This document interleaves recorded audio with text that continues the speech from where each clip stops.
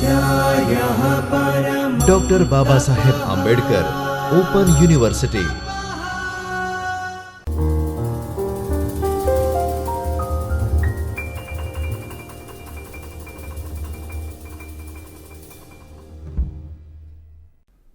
નમસ્કાર. Doctor Baba Saheb Ambedkar open યુનિવર્સિટીના ચૈતન્ય સ્ટુડિયોમાં આપનું હાર્દિક સ્વાગત છે.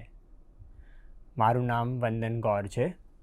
આજે હું HISM 203 ભારતનો ઇતિહાસ ઈસવીસન સને 650થી 1526 સુધી તેના યુનિટ 14 વિજયનગર સામ્રાજ્ય એ વિષય બાબતે આપ સૌને હું માહિતગાર કરીશ.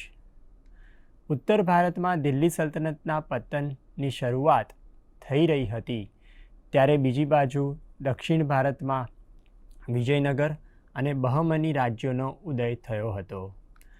આ બંને રાજ્યો આમ તો અંદરોઅંદર લડતા હતા, પણ પોતપોતાના રાજ્યમાં સુશાસન ચલાવતા હતા અને વ્યાપાર ઉદ્યોગને પ્રોત્સાહન આપતા હતા. ઘણા રાજાઓએ કૃષિ વિકાસ ઉપર ધ્યાન આપ્યું, જ્યારે ઘણાએ મોટા શહેરો અને ભવ્ય ઇમારતો બનાવડાવી. ઘણા કલા અને સંસ્કૃતિના પોષક હતા.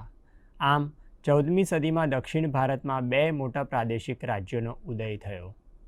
વિજયનગર રાજ્યનો ઉદય કેવી રીતે થયો એ બાબતે વિદ્વાનોમાં સહમતિ નથી.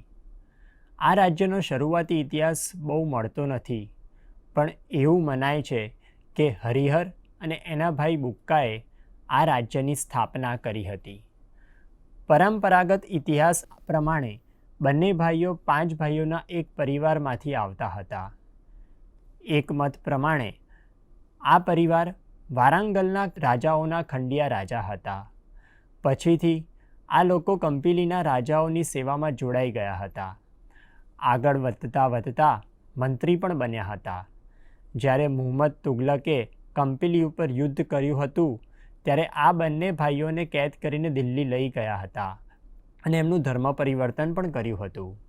થોડા સમય બાદ કંપીલીમાં વિદ્રોહ થયો ત્યારે એ વિદ્રોહને શમાવવા માટે તુગલકે આ બંનેને મોકલ્યા.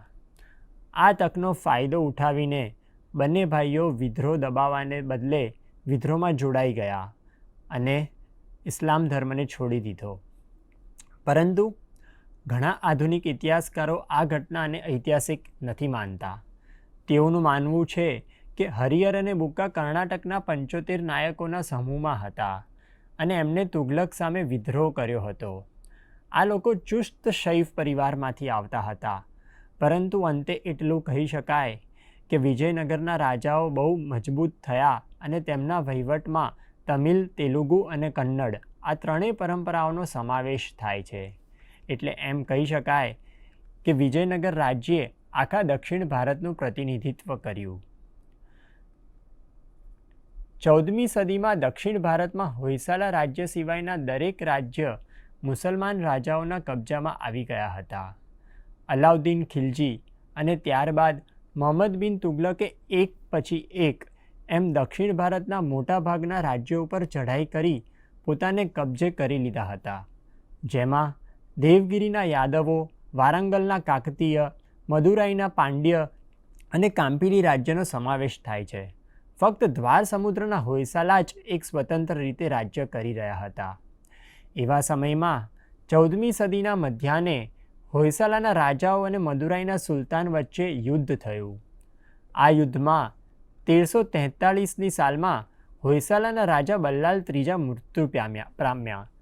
ઘણા ઇતિહાસકારો વિજયનગર સામ્રાજ્યના ઉદ્ભવ વિશે કહે છે કે હરિહર અને બુક્કા બંને કન્નડિકા હતા અને હોયસાલા રાજ્યની સેનામાં કમાન્ડર એટલે કે સેનાપતિ હતા. હોયસાલા રાજ્યના મૃત્યુ પછી આ બંને ભાઈઓએ હોયસાલા સામ્રાજ્ય જપ્ત કરી લીધું. બીજા ઇતિહાસકારો કહે છે કે એ લોકો તેલુગુ હતા અને કાકતીય રાજ્ય જોડે જોડાયેલા હતા. જ્યારે હોયસાલા રાજ્યનો અંત થયો ત્યારે એમને હોયસાલા રાજ્યના વિસ્તારો ઉપર કબજો કરી લીધો.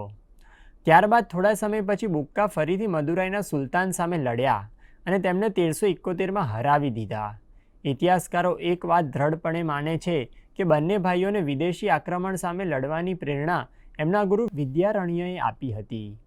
હવે વિજયનગરનું સામ્રાજ્ય છેક રામેશ્વરમ સુધી અને કેરળના અમુક વિસ્તારો સુધી ફેલાઈ ગયું. હરિહરે વિજયનગર સામ્રાજ્યનું નવું પાટનગર તુંગભદ્રા નદીના કિનારે બનાવડાવ્યું હતું. પણ અમુક વિદ્વાનો કહે છે કે આ પાટનગર બુક્કાએ 1356માં બનાવડાવ્યું હતું.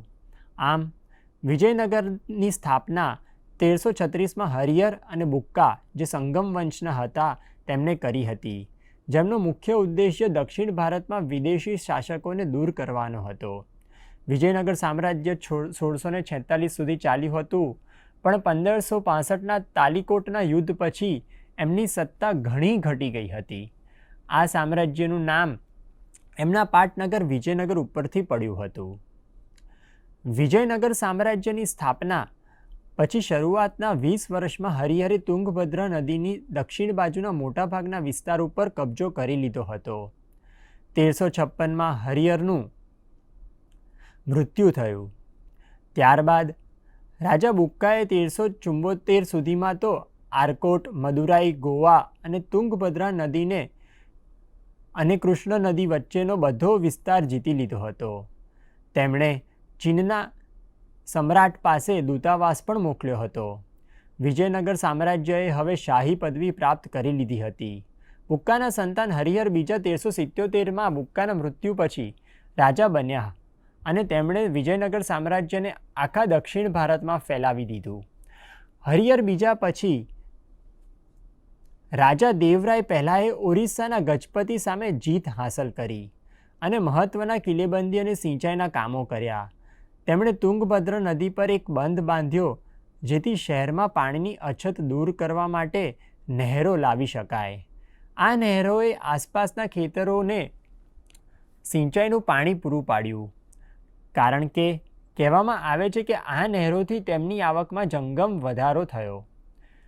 ઇટલીના પ્રસિદ્ધ યાત્રી અને લેખક નિકોલો કોન્તીએ એના વિશે લખ્યું છે, દેવરાય આખા ભારતના સૌથી મજબૂત રાજા હતા. દેવરાય પહેલા પછી દેવરાય દ્વિતીય, દેવરાય બીજા રાજા બન્યા, જેમને સંગમ વંશના સૌથી શક્તિશાળી રાજા ગણવામાં આવે છે. તેમણે તેમના રાજ્યમાં ઘણા વિદ્રોહ શમાવ્યા, જેમ કે ઝેમોરિન દ્વારા કાલિકટમાં વિદ્રોહ. તેમણે સેનામાં મુસ્લિમોને નોકરીએ રાખવાની પ્રથા શરૂ કરી. ફરિશ્તાના જણાવ્યા મુજબ દેવરાય દ્વિતીય પાસે 80,000 અશ્વારોહી અને 2 લાખ પગપાળ સૈનિકો ઉપરાંત ધનુર્વિદ્યા જાણતા 60 લાખ હિન્દુઓ તેની સેના એકત્ર તેમણે કરી હતી. પરંતુ વિશાળ અશ્વારોહી દળ અને સ્થાયી સેનાની રચનાએ વિજયનગર સામ્રાજ્યને દક્ષિણના અગાઉના કોઈપણ હિન્દુ રાજ્ય કરતાં વધુ કેન્દ્રીકૃત રાજ્ય બનાવ્યું, જેના કારણે કદાચ રાજ્યના સંસાધનો પર ભાર પણ પડ્યો હોઈ શકે.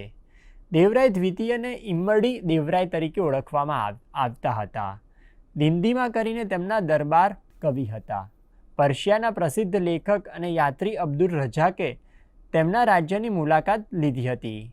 દેવરાય દ્વિતીયે 2 સંસ્કૃત ગ્રંથોની રચના કરી હતી, મહાનાટક સુધાનિધિ અને બદ્રાયણના બ્રહ્મસૂત્રો પરની ટિપ્પણી. દેવરાય દ્વિતીયના અવસાન પછી વિજયનગર સામ્રાજ્યમાં અશાંતિ ફેલાઈ ગઈ. રાજગાદીનો વારસો રાજ પરિવારના સૌથી મોટા દીકરાને આપવાનો નિયમ સ્થાપિત થયો ન હતો. તેના કારણે ગાદી માટેના દાવેદારો વચ્ચે યુદ્ધોની શ્રેણી શરૂ થઈ. થોડા સમય પછી રાજાના મંત્રી સલુવ નરસિંહે સિંહાસન કબજે કર્યું અને સાલુવ વંશની સ્થાપના થઈ. એવી જ રીતે 1505માં સેનાનાયક નરસા નાયક, જે તુલવા વંશના હતા, તેમણે સાલુવ વંશના રાજાને ગાદી ઉપરથી કાઢી મૂક્યા. ત્યારબાદ 1509માં નરસા નાયકના પુત્ર કૃષ્ણદેવ રાય વિજયનગર સામ્રાજ્ય રાજા બન્યા. આગળના લેક્ચરમાં આપણે કૃષ્ણદેવ રાયની સિદ્ધિઓ વિશે વાત કરીશું. આભાર. સ્વાધ્યાયઃ પર